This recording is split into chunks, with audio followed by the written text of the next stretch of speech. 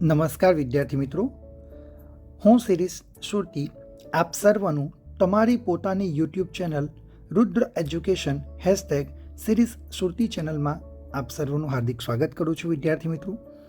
વિદ્યાર્થી મિત્રો, આજના આ વિડીયોની અંદર આપણે ગદ્ય અને પદ્ય આધારિત જે પંક્તિઓ છે જે ધોરણ 12 માટે ખૂબ જ મહત્ત્વની રહી છે. આ જે ધોરણ 12 માટે આપણે ગુજરાતી વિષય એટલે કે ધોરણ 12ની અંદર આર્ટ્સ અને કોમર્સ આ બંને માધ્યમના વિદ્યાર્થીઓ માટે ખૂબ જ મહત્ત્વની આ ગદ્ય અને પદ્ય આધારિત પંક્તિઓ છે, જેનો ઉપયોગ કરીને વિદ્યાર્થી મિત્રો તમે ધોરણ 12ની અંદર સારામાં સારા ગુણ તમે મેળવી શકો છો. આ પંક્તિઓનો ઉપયોગ તમે 2-3 વાક્યના પ્રશ્નોના જવાબમાં અને સવિસ્તાર પ્રશ્નોના ઉત્તરમાં તમે ઉપયોગ કરી શકો છો અને સારામાં સારા ગુણ મેળવી શકો છો. ધોરણ 12ના નવા અપડેટ મેળવવા માટે રુદ્ર એજ્યુકેશન #શિરીષ સુરતી ચેનલમાં શિરીષ સુરતી ચેનલને તમે સબસ્ક્રાઈબ કરજો.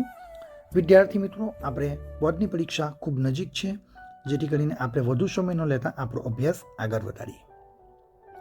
વિદ્યાર્થી મિત્રો, ગદ્ય અને પદ્ય આધારિત જે પંક્તિઓ છે એ તમે જોઈ શકો છો, સ્ક્રીન ઉપર આવી ચૂકી છે. તો જો, ઇન્દુલાલની ભાણી ને મુકેશના બા છે એકલા, આ જે પહેલી પંક્તિ છે, તો ભાઈ એનો અહીંયા કઈ તમે સમજૂતી મેળવો.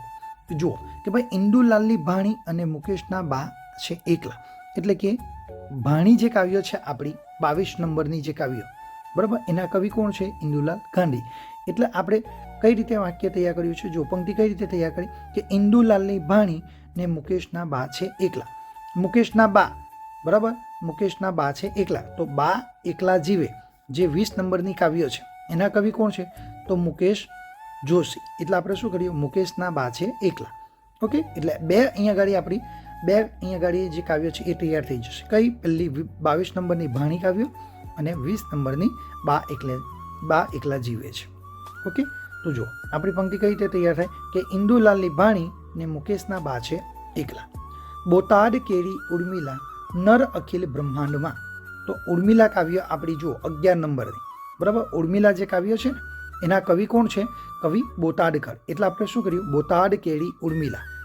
ત્યાર પછી જો નર અખિલ બ્રહ્માંડમાં, તો ભાઈ અખિલ બ્રહ્માંડમાં જે પહેલા નંબરની કાવ્ય છે આપણી, ઓકે, એના કવિ કોણ છે? નરસિંહ મહેતા. એટલે આપણે શું લખ્યું? નર અખિલ બ્રહ્માંડમાં. ઓકે, ત્યાર પછી જો આગળ કે જુઓ સાધુ, તો ભાઈ જુઓ જે કાવ્ય છે 15 નંબરની, એના કવિ કોણ? તો શ્યામ સાધુ. એટલે જુઓ સાધુ આપણે લખ્યું. ત્યાર પછી રામધના, તો રામબાણ 5 નંબરની જે કાવ્ય છે આપણી કે રામબાણ જે કાવ્ય છે એના કવિ કોણ છે? ધના ભગત. એટલે આપણે લખ્યું રામધના. ધ્રુજે પથ્થર નીર, બરાબર, તો આપણે ભાઈ 17મી કાવ્ય પથ્થર થરથર ધ્રુજે, જેના કવિ કોણ છે? તો નિરંજન ભગત. એટલે આપણે શું લખ્યું કે ધ્રુજે પથ્થર નીર. ત્યાર પછી આગળની ચોથી પંક્તિ જો કે દમયંતીના પ્રેમમાં, તો ભાઈ ત્રીજી કાવ્ય દમયંતી સ્વયંવર, તો પ્રેમમાં એટલે એના કવિ કોણ છે? દમયંતી સ્વયંવરના, તો કવિ પ્રેમાનંદ. એટલે આપણે શું તૈયાર કર્યું કે દમયંતીના પ્રેમમાં. દયાનો શ્યામ સમીપ, તો ભાઈ શ્યામરંગ સમીપે જે 7 નંબરની કાવ્ય છે એના કવિ કોણ? તો દયારામ. એટલે આપણે પંક્તિ કઈ રીતે તૈયાર કરી કે દયાનો શ્યામ સમીપ.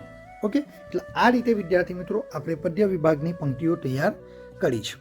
હવે આપણે આગળ જોઈએ વિદ્યાર્થી મિત્રો. જો આપણે અનુક્રમણિકાનો જે ક્રમ નંબર છે, પદ્યનું નામ છે અને ત્યાર પછી કવિનું નામ. તો 1 નંબરની જો પદ્ય કયું છે? ભાણી. ત્યાર પછી કવિનું નામ શું છે એના? ઇન્દુલાલ ગાંધી. 2 નંબરની જે અહીંયા આગળ જો કે ભાઈ એકલા જીવે, બા એકલા જીવે જે કાવ્ય છે, બરાબર, 20 નંબરનું, એના કવિ કોણ છે? મુકેશ જોશી. 3 નંબર જુઓ ઉર્મિલા કાવ્ય, તેના કવિ કોણ? કવિ બોટાદકર. 4 નંબરનું કાવ્ય જુઓ નરસિંહ મહેતા, તો એના કવિ કોણ છે? અખિલ બ્રહ્માંડમાં. અહીંયા આગળ કાવ્યના જે ક્રમ છે એ આપણા પાઠ્યપુસ્તકની અનુક્રમણિકા પ્રમાણે નહીં, પરંતુ પંક્તિઓ જે છે એ પંક્તિઓના આધારે આપણે લીધેલા જોવા મળશે. ઓકે, તો એ ધ્યાન રાખજો. નરસિંહ મહેતા, તો એના કવિ કોણ? નરસિંહ મહેતા જે કવિ છે, બરાબર, અહીંયા આગળ જો નરસિંહ મહેતા અખિલ બ્રહ્માંડમાં, બરાબર, એ કાવ્ય છે, બરાબર, નરસિંહ મહેતા એ કવિ છે, બરાબર, અને અખિલ બ્રહ્માંડમાં એ અહીંયા આગળ કાવ્યનું નામ છે, બરાબર. ત્યાર પછી જુઓ જે કાવ્ય એના કવિ કોણ? શ્યામ સાધુ. રામબાણ, તો એના કવિ કોણ? ધના ભગત. તો પથ્થર થરથર ધ્રુજે એના કવિ કોણ? નિરંજન ભગત. 8 નંબર જો દમયંતી સ્વયંવર, એના કવિ કોણ છે? કવિ પ્રેમાનંદ. 9 નંબર દયારામ, એના કવિ કોણ? શ્યામરંગ સમીપે. અને 10 નંબર કોણ છે? કવિ ભવના અબોલા, એના કવિ કોણ છે? એના કોઈ કવિ નથી, લોકગીત છે એટલે કે અજ્ઞાત છે. ઓકે, ચાલો હવે વિદ્યાર્થી મિત્રો આપણે ગદ્ય અને પદ્ય આધારિત જે પંક્તિઓ છે, બરાબર, એ આપણે આગળ જોઈશું. હવે ગદ્ય આધારિત જે પંક્તિઓ છે એ આપણે જોઈએ વિદ્યાર્થી મિત્રો કે ગદ્ય આધારિત જે પંક્તિ છે એમાં આપણે કઈ રીતે તૈયાર કરીશું. તો ભાઈ ચુનીલાલ ચડે ટેકડે, બરાબર, શું કહ્યું છે? ચુનીલાલ ચડે ટેકડે એટલે કે બીજું જે ગદ્ય છે ને ખીજડીએ ટેકડે, એના કવિ લેખક કોણ છે? ચુનીલાલ મડિયા. નટવર ઉછીનું માંગે, તો ભાઈ 6 નંબરનું ગદ્ય ઉછીનું માંગનારો, એના લેખક કોણ છે? નટવરલાલ બોજ. ત્યાર પછી જુઓ એન્ટોની શરતનો અનુવાદ, તો આપણે 24 નંબરનો ગદ્ય શરત, બરાબર, એના કવિ અહીંયા એના લેખક કોણ છે? તો ભાઈ રશિયન વાર્તાકાર એન્ટોવ ચેખોવ, બરાબર. એટલે લખ્યું કે એન્ટોની શરતનો અનુવાદ, બરાબર. અનુવાદ અહીંયા આગળ તમને કહ્યું કે ભાઈ અનુવાદ કોણે કર્યો? તો આપણે જવાબ લખવાનું રમેશ ઓઝાએ, બરાબર. રમેશ ઓઝા આપે એટલે કહ્યું કે એન્ટોની શરતનો અનુવાદ રમેશ ઓઝા આપે, બરાબર છે. એટલે આપણો જવાબ આ રીતે તમે લખી શકો છો. ત્યાર પછી બા ભમે ઘર, બરાબર, બા ભમે ઘર આશ્રમ વિનોદીની યાત્રાએ જાય, બરાબર, વિનોદ અમરનાથની યાત્રાએ. 8 નંબરનું જે ગદ્ય છે એ અમરનાથની યાત્રાએ, એના લેખિકા છે વિનોદીની નીલકંઠ, બરાબર. ચાલો ત્યાર પછી આપણે આગળ જુઓ કે ભાઈ આગળ છે છેલ્લું દર્શન આસ્વાદ જયંતનું, બરાબર. છેલ્લું દર્શન જે આપણું કાવ્ય છે, બરાબર, છેલ્લું દર્શન એનો 14 નંબરનું જે કાવ્ય છે છેલ્લું દર્શન આસ્વાદ છે, એના લેખક છે જયંત કોઠારી, બરાબર. એટલે લખ્યું છેલ્લું દર્શન આસ્વાદ જયંતનું. મહાત્મા ધીરુ ગાય, મહાત્મા 13 નંબરનું ગદ્ય મહાત્માના માણસ, એનો અહીંયા ગાડી લેખિકા કોણ છે? તો ભાઈ જો મહાત્મા ધીરુ ગાય એટલે ધીરુબહેન પટેલ, એના લેખિકા છે. કહે મુકુંદ પ્રભાશંકર, બરાબર, કહે મુકુંદ પ્રભાશંકર, તો અહીંયા ગાડી જો 12 નંબરનું ગદ્ય સૌજન્યશીલ પ્રભાશંકર, એના લેખક કોણ છે? મુકુંદ રાય પારાસરિયા, એટલે કહ્યું કે કહે મુકુંદ પ્રભાશંકર. ઓકે, મોતા યુદ્ધમાં ઉમા શંકર, બરાબર. તો 10 નંબરનું ગદ્ય યુધિષ્ઠિર યુદ્ધ વિશાળ, એના લેખક કોણ છે? ઉમાશંકર જોશી. એટલે આપણે શું લખ્યું? મોટા યુદ્ધમાં ઉમાશંકર. ઘર તજે હરિવલ્લભ, શું છે? ઘર તજે હરિવલ્લભ. ઘર તજે એટલે શું? કે ભાઈ અનુરુદ્ધનો ગૃહત્યાગ, જે 21 નંબરનું ગદ્ય આપણું, ઓકે, અનુરુદ્ધનો ગૃહત્યાગ, એના લેખક કોણ છે? ડોક્ટર હરિવલ્લભ ભાયાણી. એટલે આપણે શું લખ્યું? ઘર તજે હરિવલ્લભ, બરાબર. એ તૈયાર થયું. ઈશ્વર બધે આનંદ શંકર, બરાબર, ઈશ્વર બધે એટલે 19 નંબરનું જે ગદ્ય છે ને ઈશ્વર સર્વવ્યાપી, બરાબર, એના લેખક કોણ છે? આનંદ શંકર ધ્રુવ. એટલે આપણે લખ્યું કે ઈશ્વર બધે આનંદ શંકર. ઓકે, આંસુ ભીના દિલીપના શેલવી ઈવાલુ છે, આંસુ ભીના, બરાબર. તો આંસુ ભીના એટલે આપણું 18 નંબરનું ગદ્ય આંસુ ભીનો ઉજાસ, એના લેખક કોણ છે? દિલીપ રાણપુરા. ઓકે, ને સેલવી ઈવાલુ છે, તો આપણો સેલવી પંકજમ જે 16 નંબરનું ગદ્ય, એના લેખક કોણ છે? ઈવા દેવ છે. એટલે લખ્યું છે કે સેલવી ઈવાલુ છે. ઈવા એટલે પ્રફુલ્લ દવે, બરાબર. ઈવા એટલે શું?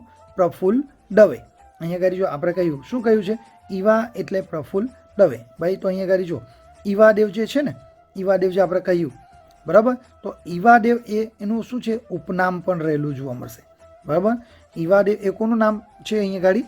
તો ભાઈ ઈવાદેવ એ એમનું સેલ્વી પંકજમના કવિ છે ને લેખક ઈવાદેવ, તેમનું ઉપનામ શું છે? પ્રફુલ્લ દવે.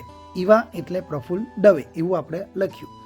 સમબંધુ કિશોર પૂછે, ક્ષમતા 23 નંબરનું ગદ્ય ક્ષમતા અને બંધુતાના અર્થ દર્શક, બરાબર, એના લેખક કોણ છે? કિશોર મકવાણા.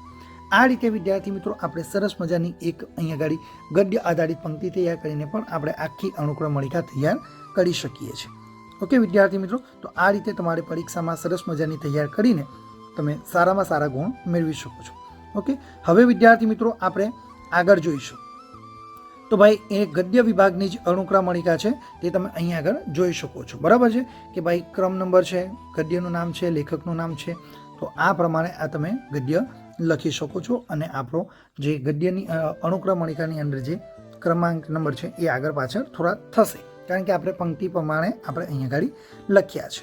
ઓકે, તો જુઓ, પહેલો નંબરનો જે ગદ્ય છે એ ખીજડીએ ટેકરે, એના લેખક છે ચુનીલાલ મડિયા. બીજું ઓછીનું માંગનારો જે ગદ્ય છે તેના લેખક છે નટવરલાલ પ્રભુલાલ બુચ. 3 નંબર શરત, જે મૂળ લેખક કોણ છે? એન્ટો ચેખોવ. એ શરત નામે અનુવાદ કોણે લખ્યો છે? તો ડૉક્ટર રમેશ ઓઝાએ કર્યો છે.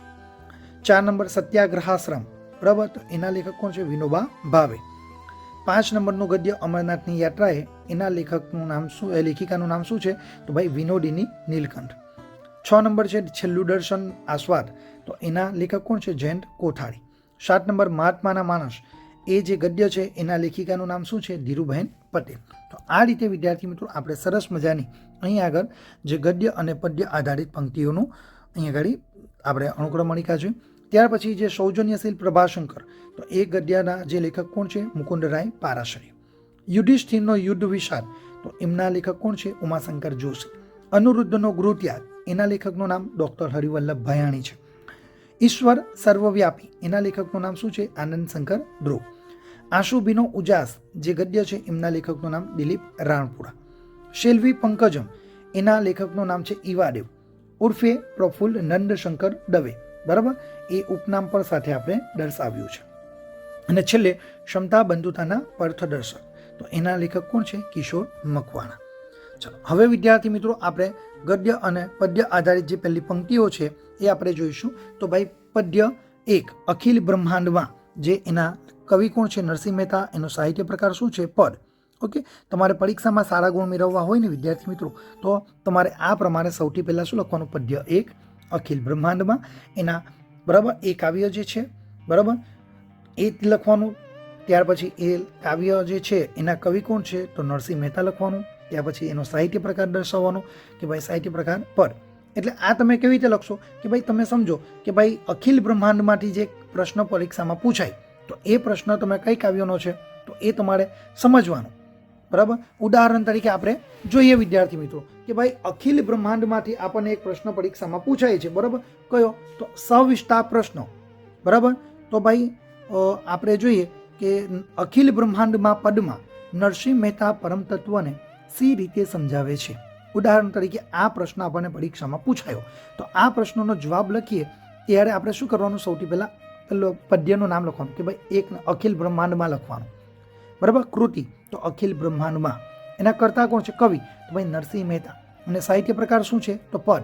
આટલી બાબતો આપણે દર્શાવી દીધી. ત્યાર પછી આપણે શું લખવાનું છે? એની જે પંક્તિઓ છે એ તમે લખી શકો છો. તો આપણે અહીંયા આગળ એક પંક્તિ લખી છે કે ભાઈ કોઈ સરનામા વગરનો પત્ર છું, એટલે તો હું હવે સર્વત્ર છું. આ પંક્તિ તમે લખી શકો છો અને પૂરેપૂરા તમે ગુણ મેળવી શકો. 1, 2, 3 વાક્યનો પ્રશ્ન હોય તો તમે એક પંક્તિ લખી શકો, અને સવિસ્તાર પ્રશ્નનો જવાબ હોય તો તમે 2 પંક્તિ લખી શકો છો. એમાં જો આપણે અહીંયા આગળ લેખક કવિનું કાવ્યનું નામ લખ્યું છે, ત્યાર પછી કવિનું નામ, ત્યાર પછી સાહિત્ય પ્રકાર, ત્યાર પછી એક પંક્તિ લખો, ત્યાર પછી થોડો જવાબ લખો, અને ત્યાર પછી ફરી પાછી એક પંક્તિ લખો, અને ફરી પાછો જવાબ લખીને તમે સવિસ્તાર પ્રશ્નનો ઉત્તર લખી શકો છો. બીજી પંક્તિ છે રામ કહો રહમાન કહો કાન કહો મહાદેવ રે, પાર્શ્વનાથ કહો કા બ્રહ્મા શકલ બ્રહ્મ સ્વયં મેવડી. આ તમે અખિલ બ્રહ્માંડમાં જે કાવ્ય છે તેમાંની 2 પંક્તિઓ તમે લખી શકો છો. ચલો આગળ આપણે જોઈએ વિદ્યાર્થી મિત્રો, જે આપણું ગદ્ય 2 ખીજડીએ ટેકરે, એના લેખક છે ચુનીલાલ મડિયા. સાહિત્ય પ્રકાર છે નવલિકા. હવે અહીંયા આગળ 3 પંક્તિઓ તમારા માટે સ્ક્રીન ઉપર છે. પહેલી છે ખુદા તાળી કસોટીની પ્રથા સારી નથી હોતી, જે સારા હોય છે તેની દશા સારી નથી હોતી. બીજી પંક્તિ છે ભૂખ મટાડી ભોજાની ખીજડીએ ટેકરે, પરિવર્તન કરાવી દીધું માસ્ટરના દીકરે. ત્રીજી પંક્તિ છે બસ માંગી માંગીને આટલું જ માંગ્યું, માંગું તમારી મોટા માણસની મહેરબાની. આ 3 પંક્તિમાંથી તમે કોઈ પણ પંક્તિ તમને યાદ રહે એ પંક્તિ વિદ્યાર્થી મિત્રો તમે સરળતાથી લખી શકો છો. પદ્ય 3 જોઈએ દમયંતી સ્વયંવર. એના કવિ છે પ્રેમાનંદ. એનો સાહિત્ય પ્રકાર છે આખ્યાનખંડ. એની અંદર આપણે કઈ પંક્તિ 3 પંક્તિનો આપણે ઉપયોગ કરી શકીએ છીએ વિદ્યાર્થી મિત્રો. તો જુઓ, પહેલી પંક્તિ કઈ? કળિયુગ દ્વાપર ને દમયંતી પરણવાના કોડ, બ્રહ્મા વિષ્ણુ મહેશ જાણે તાજા ખીલેલા છોડ. બીજી પંક્તિ આપણે જોઈશું 5 નર રાજા એક સાથે આવે, દમયંતી તહેમાંથી કહો કોને પરખાવે. અને ત્રીજી પંક્તિ છે, પાંચેય નર ચેષ્ટા કરે, લાવ હાર કંઠે આગળ ધરે, તવ દમયંતી થઈ ઘા ભરી, વિપરીત દેખી પાછી ફરી. આ 3 પંક્તિઓ છે વિદ્યાર્થી મિત્રો, એમાંથી કોઈ પણ તમે યાદ રાખીને એ પરીક્ષામાં લખી શકો છો અને સારા ગુણ મેળવી શકો છો. આગળ આપણે જોઈએ વિદ્યાર્થી મિત્રો કે જે 4થા નંબરનો જે આપણો ગદ્ય છે સત્યાગ્રહાશ્રમ, એના લેખક છે વિનોબા ભાવે, એનો સાહિત્ય પ્રકાર છે આત્મકથા ખંડ. એની અંદર આપણે 2 પંક્તિઓ છે, તો જોઈશું. પહેલી પંક્તિ, કર્મયોગી જીવન રહ્યું વિનોબાજીનું, સેવાનું ઝરણું વહ્યું વૈષ્ણવજનનું. અને બીજી પંક્તિ છે, ગીતાના અધ્યાયોને ઉતાર્યા જીવનમાં, ગીતાના અધ્યાયોને ઉતાર્યા જીવનમાં, ગાંધીજીના આદર્શોને સ્વીકાર્યા જીવનમાં, ગાંધીજીના આદર્શોને સ્વીકાર્યા જીવનમાં. હવે આપણે આગળ જોઈએ. 5 નંબરનું જે કાવ્ય છે રામબાણ, એના કવિ છે ધના ભગત, એનો સાહિત્ય પ્રકાર છે પદ અથવા આપણે ભજન પર લખી શકીએ છીએ. 2માંથી તમે કોઈ પણ લખી શકો છો. ઓકે, ચલો હવે આપણે જોઈએ. અહીંયા આગળ પણ આપણે 2 પંક્તિઓ લીધી છે. પહેલી પંક્તિ છે, મને મુક્તિ મળે કે ન મળે, ભક્તિ તમારી કરવી છે, તમારી કાયા રહે કે ન રહે, ભક્તિ તમારી કરવી છે. અને બીજી પંક્તિ છે, ભક્તિ કરવાથી મન રહે રાજી, જાણે દિલમાં કૂપણ ફૂટી રે તાજી. આ રીતે વિદ્યાર્થી મિત્રો આપણે સરસ મજાની અહીંયા આગળ પંક્તિ લખી શકીએ છીએ. ઓકે, ચાલો હવે આપણે ગદ્ય 6 જોઈએ. ઉછીનું માંગનારાઓ, એના લેખક છે નટવરલાલ પ્રભુલાલ બોજ, એનો સાહિત્ય પ્રકાર છે હાસ્ય નિબંધ. ઓકે, હવે અહીંયા આગળ આપણે જે પંક્તિઓ લીધી છે એ 2 પંક્તિઓ લીધી છે વિદ્યાર્થી મિત્રો. પહેલી પંક્તિ જોઈશું, શરમનો બિલકુલ છાંટો નથી ઉછીનું માંગનારાઓને, એમાંય અક્કલનો આતો નથી ઉછીનું માંગનારાને. અને બીજી પંક્તિ છે, પોતાની વસ્તુ સાચવીને રાખે છે તે લોકો, પારકાની વસ્તુને નીચવી નાખે છે તે લોકો. આગળ જોઈએ આપણે વિદ્યાર્થી મિત્રો. પદ્ય 7 છે, શ્યામરંગ સમીપે, એના કવિ છે દયારામ, એનો સાહિત્ય પ્રકાર છે ગરબી. ઓકે, જે 7 નંબરનું આપણું કાવ્ય છે, બરાબર, શ્યામરંગ સમીપે, એનો સાહિત્ય પ્રકાર શું છે? ગરબી છે. ઓકે, એની પંક્તિ આપણે જોઈશું વિદ્યાર્થી મિત્રો. તો એના માટે આપણે 2 પંક્તિઓ લીધી છે. એમાં આપણે જોઈએ તો પહેલી પંક્તિ જે છે, બરાબર, એ પહેલી પંક્તિ છે, ચુંદડી ઓઢું તો રંગ ચુએ, જે રંગબેરંગી હોય, મેં તો ઓઢું કાળો કામળો, દૂજો રંગ ના લાગે કોઈ. અને બીજી પંક્તિ છે, કાનજીને કાનજી ન કહીએ તો કહીએ રે શું, કે ગોપીને લાગી છે કાનજીની વાંસળીની લો. આ રીતે આપણે સરસ કાવ્ય પંક્તિઓ લખી શકીએ છીએ.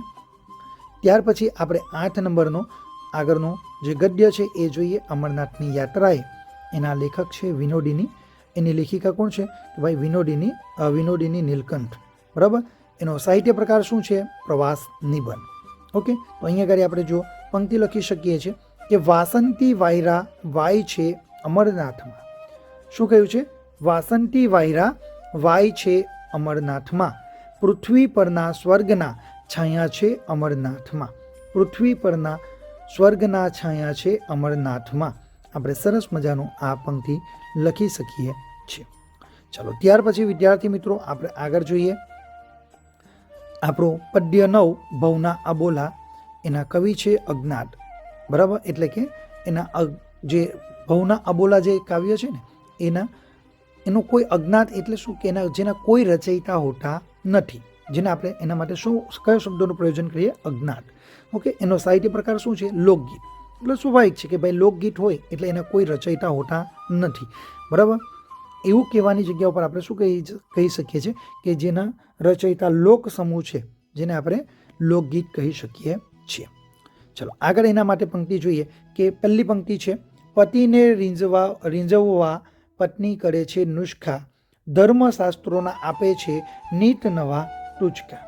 અને બીજી પંક્તિ છે, કાગર વાંચ્યા જાય મારા બાપલા, કરમ વાંચ્યા ન જાય મારા રામ. આ તે કહી રહ્યા છે. ચલો ત્યાર પછી આપણે જોઈએ આગળ તો ભાઈ પદ્ય 9 ભવના અબોલા. ઓકે, એના આપણે પદ્ય 9 જે છે, બરાબર, અહીંયા આગળ એના જે 3જી અને 4થી પંક્તિ આપણે જોઈશું, બરાબર. એના કવિ અજ્ઞાત છે, એના સાહિત્ય પ્રકાર લોકગીત છે. તો ત્રીજી પંક્તિ છે સહનશીલતાનો પારો છે નારી, સંસારનો નવ્ય કિનારો છે નારી. અને ચોથી પંક્તિ છે સાસરે જતી શાંત કન્યા સમાન છે શેષ નદી, તે નદી થોકી નહીં, દીકરી જેવી નમ્ર છે તો નદી. આ રીતે વિદ્યાર્થી મિત્રો તમે 4 પંક્તિમાંથી કોઈ પણ એક પંક્તિ યાદ રાખીને અથવા 2 પંક્તિ તમે યાદ રાખીને સારામાં સારા ગુણ તમે મેળવી શકો છો. ચાલો હવે આપણે જોઈએ ગદ્ય 10 યુધિષ્ઠિર યુદ્ધ વિષાદ. એના લેખક છે ઉમાશંકર જોશી. એનો સાહિત્ય પ્રકાર છે નાટ્યાંશ. બરાબર છે, નાટ્યાંશ એટલે કે એકાંકી તરીકે આપણે લખી શકીએ, નાટક સ્વરૂપે એ આપણી સામે ભજવણી થયેલ છે. ઓકે, એના અહીંયા 2 પંક્તિઓ છે, આપણે જોઈશું કે ઝાંખો પાંખો પથ્થર જેવો માણસ છે આ, શિલાલેખના અક્ષર જેવો માણસ છે આ. 2 નંબરની પંક્તિ જોઈએ. રેશમી પર ક્યારે આવે ક્યારે સરકી જાય છે, એક પળમાં જાણે આખી બાજી પલટી જાય છે. આગળ જોઈએ વિદ્યાર્થી મિત્રો પદ્ય 11 ઉર્મિલા. એના કવિ છે કવિ બોટાદકર. એનો સાહિત્ય પ્રકાર છે ખંડકાવ્ય. ઓકે, ચાલો હવે અહીંયા આગળ જુઓ. એના માટે 2 પંક્તિઓ છે. સાચું દુઃખ વેઠ્યું એ નાળીએ, જેનો મહિમા સુંદર ગવાયો, હઠ ન કરીએ વનિતાએ, થયો ઉર્મિલાનો ધર્મ સવાયો. બીજી પંક્તિ છે સાસુ સસરા સાથે 14 વર્ષ સેવામાં ચાલી, રાવ ન કરી એ રાણીએ, એ વનવાસીને લાગી વહાલી. સરસ મજાની પંક્તિનો ઉપયોગ કરી શકીએ છીએ. ચાલો હવે આપણે ગદ્ય 12 જોઈએ. સૌજન્યશીલ પ્રભાશંકર, જેના લેખક છે મુકુંદરાય પારાશર્ય, જેનો સાહિત્ય પ્રકાર છે ચરિત્ર નિબંધ. ઓકે, તો અહીંયા આગળ એના માટે આપણે 2 પંક્તિઓ લીધી છે. જુઓ તો ભાઈ, પ્રભાશંકરની નમ્રતા જોઈ હરખાઈ ગયો, સમરસતાની સખાવત જોઈ હરખાઈ ગયો. રાજા મહારાજાના સલાહકાર રહ્યા પ્રભાશંકર, નીતિ રીતિને ટેકીના પક્ષકાર રહ્યા પ્રભાશંકર. ચલો આગળ જોઈએ વિદ્યાર્થી મિત્રો ગદ્ય 13 મહાત્માના માણસ. એના લેખિકા છે ધીરુબહેન પટેલ.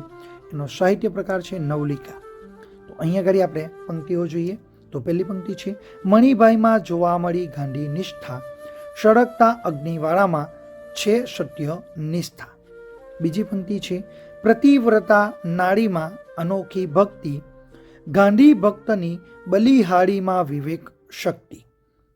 ચલો ત્યાર પછી આપણે આગળ જોઈએ વિદ્યાર્થી મિત્રો પદ્ય 14 છેલ્લું દર્શન એટલે કે આસ્વાદ્ય છે. એના કવિ છે જયંત કોઠારી. બરાબર, અને એનો સાહિત્ય પ્રકાર શું છે આસ્વાદ લેખ. બરાબર, હવે જુઓ વિદ્યાર્થી મિત્રો તો અહીં આગળ તમને જે 14મી જે કાવ્ય છે ને છેલ્લું દર્શન, બરાબર, તો એનો આસ્વાદ કોણે કર્યો તો ભાઈ જયંત કોઠારી. બરાબર, આસ્વાદ લેખ કોણે કર્યો છે ભાઈ જયંત કોઠારી. પણ મૂળ લેખક કોણ છે તો મૂળ રાવી પાઠક એના મૂળ લેખક રહેલા જોવા મળશે. એટલે પરીક્ષામાં એક બાબતનું તમારે ધ્યાન રાખવાનું છે. ઓકે, ચાલો આપણે આગળ જોઈએ. તો ભાઈ પહેલી પંક્તિ દિલમાં કોઈની યાદના પગલાં રહી ગયા, ઝાકળ ઉડી ગયું ને ડાઘા રહી ગયા. બીજી પંક્તિ જોઈએ ધરાઈને જોઈ લેવા દો એ વીતેલી ક્ષણને, પછી આ સફરમાં હમસફર મળે ન મળે.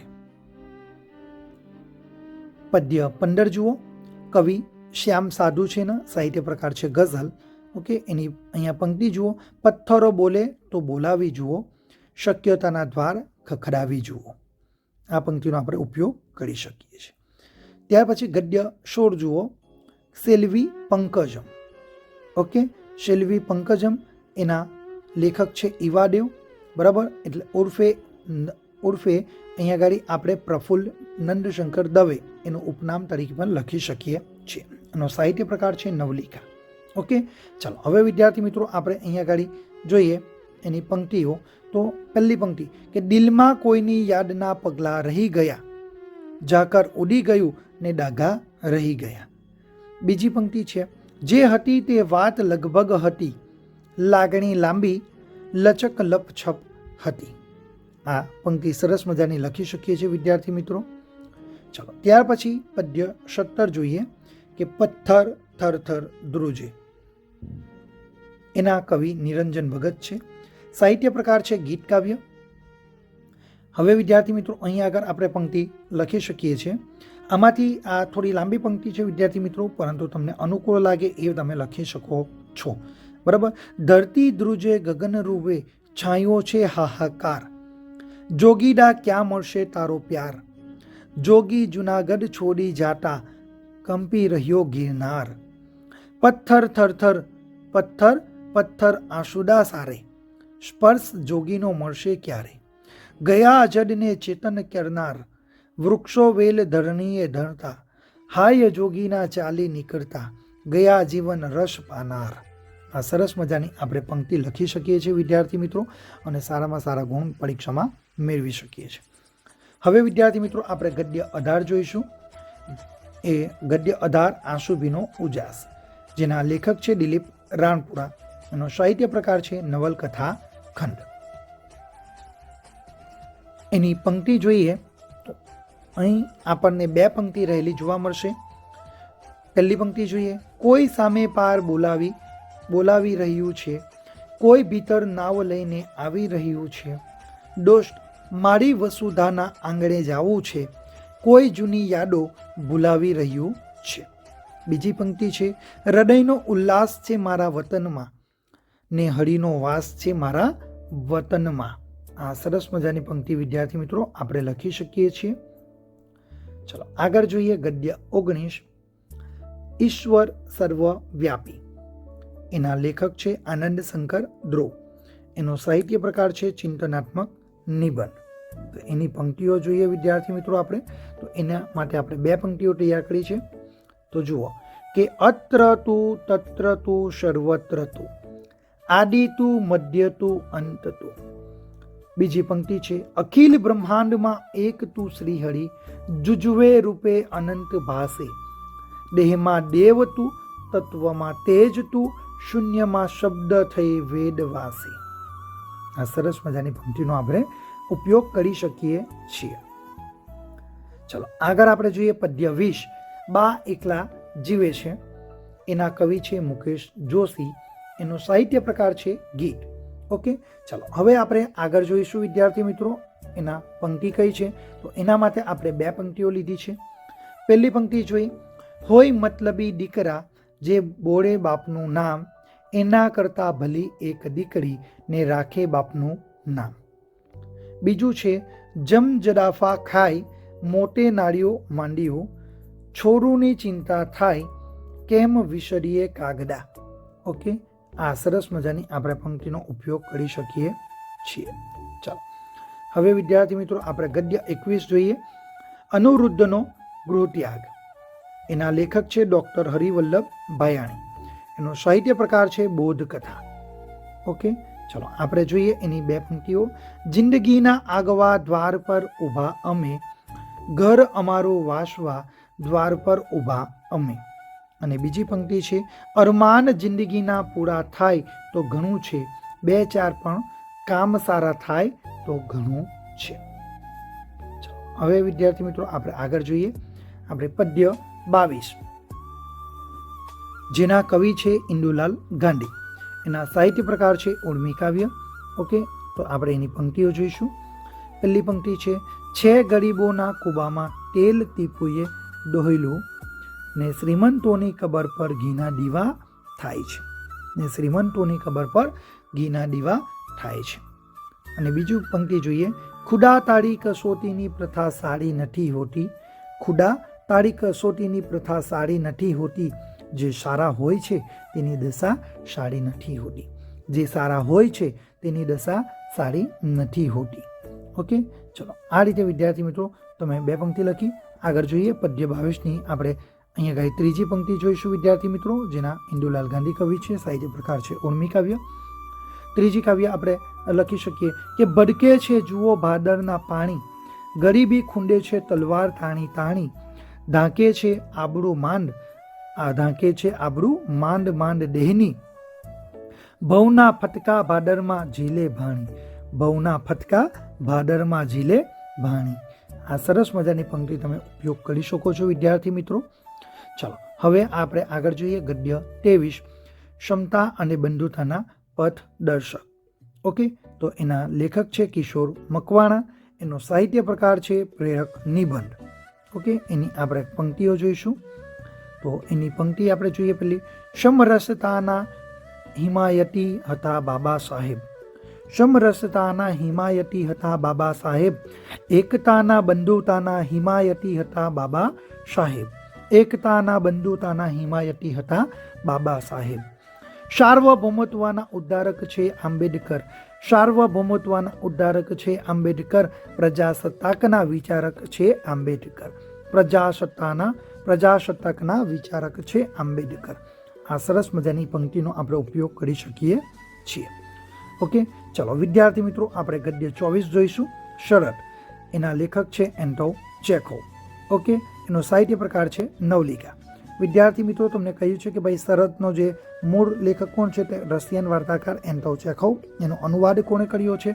તો ભાઈ આપણા રમેશ ઓઝાએ એનો અનુવાદ કરેલો જોવા મળશે. ઓકે, ચલો આપણે એની પંક્તિ જોઈએ વિદ્યાર્થી મિત્રો. પુસ્તકો જીવન બદલાવે છે માનવનું ને હૃદય પુલકિત બનાવે છે માનવનું. પુસ્તકો જીવન બદલાવે છે માનવનું ને હૃદય પુલકિત બનાવે છે માનવનું. ઓકે, આ રીતે વિદ્યાર્થી મિત્રો તમે બોર્ડની પરીક્ષા માટે સારામાં સારી પંક્તિઓનો ઉપયોગ કરીને તમે તમારા લેખન કાર્યમાં ઉપયોગ કરી શકો છો અને પરીક્ષામાં તમે સારામાં સારા તમે ગુણ મેળવી શકો છો. જે વિદ્યાર્થી મિત્રો A1નો ટાર્ગેટ લઈને બેઠા છે એમના માટે આ પંક્તિઓ ખૂબ જ મહત્ત્વની રહી છે વિદ્યાર્થી મિત્રો. જો વિદ્યાર્થી મિત્રો તમે અમારી ચેનલમાં નવા હો તો તમે અમારી ચેનલને સબસ્ક્રાઈબ કરો, શેર કરો અને વધુમાં વધુ આ વિડીયો અન્ય તમારા વિદ્યાર્થી મિત્રો સુધી પહોંચાડો, જેથી કરીને આ વિદ્યાર્થી મિત્રો આનો બહોળા પ્રમાણમાં ઉપયોગ કરી શકે અને પરીક્ષામાં સારા ગુણ લાવીને પાસ થઈ શકે. વિદ્યાર્થી મિત્રો, તમને બોર્ડની પરીક્ષાની શુભેચ્છા માટે અમે એક સરસ મજાની પંક્તિ તૈયાર કરી છે, તો એ તમારા માટે હું રજૂ કરું છું. આત્મવિશ્વાસ કેળવીને લખજો, સ્વજન આશીષ મેળવીને લખજો. વૃક્ષના પાને પાનની લીલાશ જોઈ, સુંદરતા પેનમાં ભેળવી લખજો. પ્રશ્નો એકે એક સહેલા જ હશે, જવાબમાં હૈયું ભેળવી લખજો. ટેન્શનના તથી દૂર રહી, પરીક્ષા હળવા થઈ આપજો. વાંચેલું ઓટોમેટિક યાદ આવશે જ એવો વિશ્વાસ સાથે રાખજો. માતા પિતા અને ગુરુઓના આશીષ છે જ, સફળતા મળશે જ એ વાતને ખૂબ યાદ રાખજો. થેન્ક યુ વિદ્યાર્થી મિત્રો. વિદ્યાર્થી મિત્રો, અન્ય માધ્યમો દ્વારા આ સંકલિત જે છે બરાબર એ સંકલિત કરેલ છે, અન્ય માધ્યમો દ્વારા સંકલિત કરવામાં આવ્યું છે. વિદ્યાર્થી મિત્રો, વધુમાં વધુ ચેનલને લાઇક કરો, શેર કરો અને તમારા અન્ય મિત્રો સુધી પહોંચાડો. આપણે વિદ્યાર્થી મિત્રો આજના વિડીયોની અંદર આ પંક્તિઓ ધોરણ 12ની જોઈ છે. આગળના વિડીયોમાં આપણે ધોરણ 10 માટેની પંક્તિઓ પણ જોઈશું અને બોર્ડની પરીક્ષા માટેના IMP પ્રશ્નો પણ આપણે જોઈશું.